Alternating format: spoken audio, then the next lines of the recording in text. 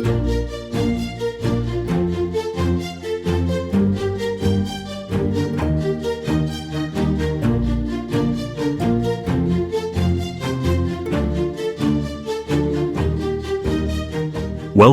to Timeless Tales, where we explore the most powerful and enduring stories ever written. I'm your host, James, and today's story is a stunning work of science fiction and emotion by Ray Bradbury. All Summer in a Day, set on a distant, rain-drenched Venus, this tale explores themes of loneliness, jealousy, and the fleeting nature of beauty. Bradbury's masterful storytelling reminds us of the power of empathy and the consequences of cruelty, all wrapped in a breathtakingly poetic narrative. So, step into the world of endless rain, where the sun appears for only a moment, and experience a story that will linger in your mind long after it ends.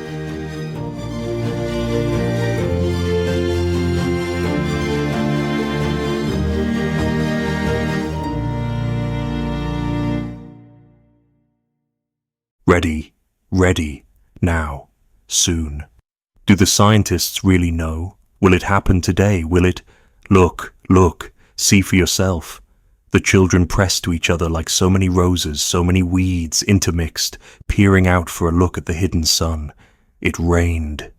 It had been raining for 7 years, thousands upon thousands of days compounded and filled from one end to the other with rain, with the drum and gush of water, with the sweet crystal fall of showers and the concussion of storms so heavy they were tidal waves come over the islands.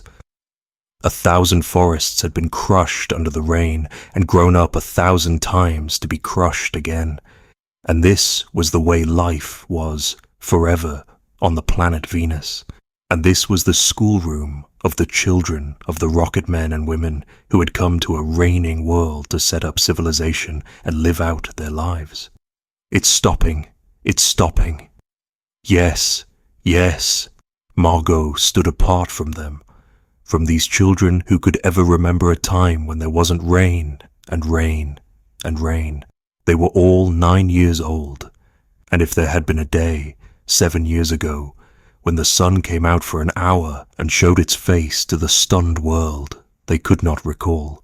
Sometimes, at night, she heard them stir in remembrance, and she knew they were dreaming and remembering gold or a yellow crayon or a coin large enough to buy the world with. She knew they thought they remembered a warmness, like a blushing in the face, in the body, in the arms and legs and trembling hands. But then they always awoke to the tatting drum, the endless shaking down of clear bead necklaces upon the roof, the walk, the gardens, the forests, and their dreams were gone. All day yesterday they had read in class about the sun, about how like a lemon it was and how hot, and they had written small stories or essays or poems about it. I think the sun is a flower that blooms for just 1 hour.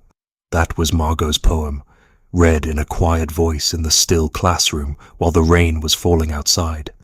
"Oh, you didn't write that," protested one of the boys. "I did," said Margot. "I did." "William," said the teacher, but that was yesterday. Now the rain was slackening and the children were crushed in the great thick windows. "Where's teacher?" "She'll be back." "She'd better hurry, we'll miss it." They turned on themselves like a feverish wheel, all tumbling spokes. Margot stood alone. She was a very frail girl who looked as if she had been lost in the rain for years, and the rain had washed out the blue from her eyes, and the red from her mouth, and the yellow from her hair. She was an old photograph dusted from an album, whitened away, and if she spoke at all, her voice would be a ghost. Now she stood, separate, staring at the rain and the loud wet world beyond the huge glass. "What are you looking at?" said William. Margot said nothing. "Speak when you're spoken to." He gave her a shove, but she did not move. Rather, she let herself be moved only by him and nothing else. They edged away from her. They would not look at her. She felt them go away. and this was because she would play no games with them in the echoing tunnels of the underground city. If they tagged her and ran, she stood blinking after them and did not follow. When the class sang songs about happiness and life and games, her lips barely moved.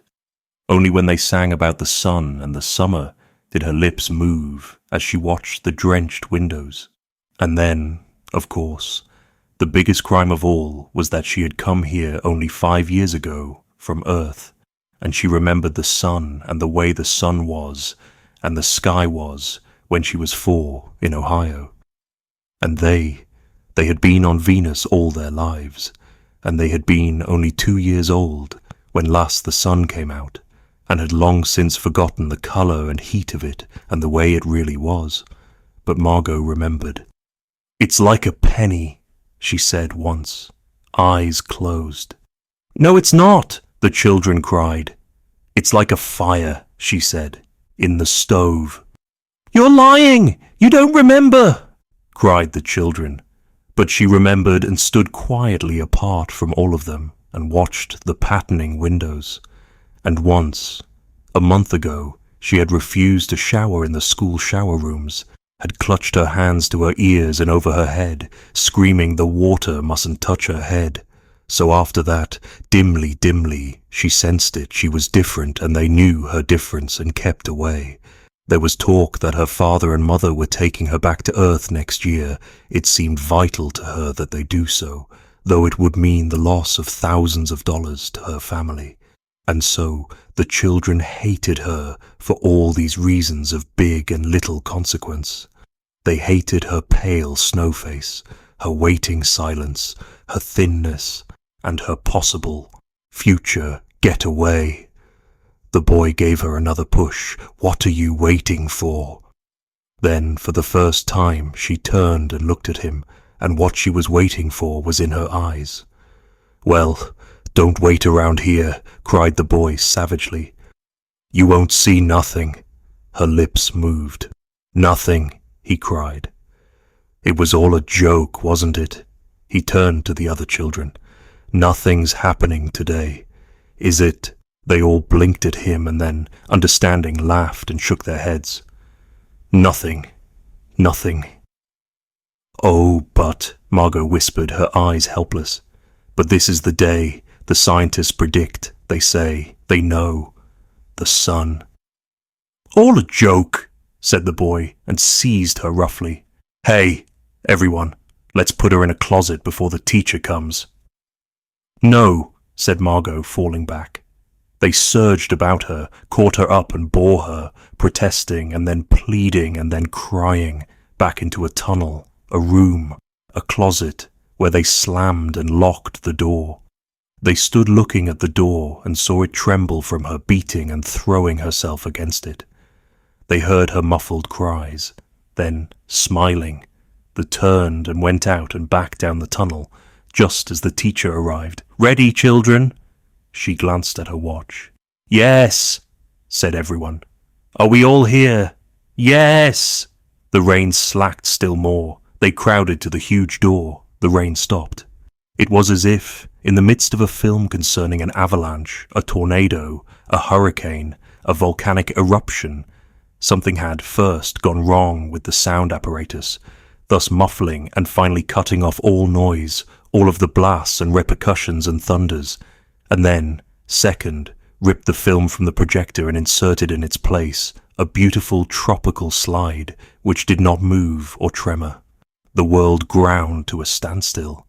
The silence was so immense and unbelievable that you felt your ears had been stuffed or you had lost your hearing altogether. The children put their hands to their ears. They stood apart. The door slid back and the smell of the silent, waiting world came into them. The sun came out. It was the color of flaming bronze and it was very large, and the sky around it was a blazing blue tile color, and the jungle burned with sunlight as the children, released from their spell, rushed out, yelling, into the springtime. "Now, don't go too far," called the teacher after them. "You've only 2 hours, you know. You wouldn't want to get caught out." But they were running and turning their faces up to the sky and feeling the sun on their cheeks like a warm iron. They were taking off their jackets and letting the sun burn their arms. "Oh, it's better than the sun lamps, isn't it?" "Much, much better." They stopped running and stood in the great jungle that covered Venus, that grew and never stopped growing, tumultuously, even as you watched it. It was a nest of octopi, clustering up great arms of flesh-like weed, wavering, flowering in this brief spring. It was the color of rubber and ash, this jungle, from the many years without sun. It was the color of stones and white cheeses and ink, and it was the color of the moon. The children lay out, laughing on the jungle mattress, and heard it sigh and squeak under them, resilient and alive. They ran among the trees, they slipped and fell, they pushed each other, they played hide and seek and tag, but most of all, they a flash. Squinted at the sun until the tears ran down their faces. They put their hands up to that yellowness and that amazing blueness, and they breathed of the fresh, fresh air, and listened to the silence which suspended them in a blessed sea of no sound and no motion. They looked at everything and savoured everything.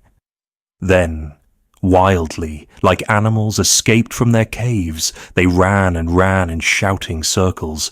They ran for an hour and did not stop running. And then, in the midst of their running, one of the girls wailed. Everyone stopped. The girl, standing in the open, held out her hand. "Oh, look, look," she said, trembling. They came slowly to look at her opened palm. In the center of it, cupped and huge, was a single raindrop. She began to cry, looking at it. They glanced quietly at the sun. "Oh, oh," a few cold drops fell on their noses and their cheeks and their mouths. The sun faded behind a stir of mist. A wind blew cold around them. They turned and started to walk back toward the underground house, their hands at their sides, their smiles vanishing away. A boom of thunder startled them, and like leaves before a new hurricane, they tumbled upon each other and ran. Lightning struck 10 miles away, 5 miles away, a mile, a half mile. The sky darkened into midnight, and they stood in the doorway of the underground for a moment until it was raining hard. Then they closed the door and heard the gigantic sound of the rain falling in tons and avalanches everywhere and forever. Will it be 7 more years? Yes, 7. Then one of them gave a little cry. "Margot!" "What?" "She's still in the closet where we locked her." "Margot!" They stood as if someone had driven them like so many stakes into the floor. They looked at each other and then looked away. They glanced out at the world that was raining now and raining steadily. They could not meet each other's glances. Their faces were solemn and pale. They looked at their hands and feet, their faces down. "Margot," one of the girls said. Well, no one moved. "Go on," whispered the girl. They walked slowly down the hall in the sound of cold rain.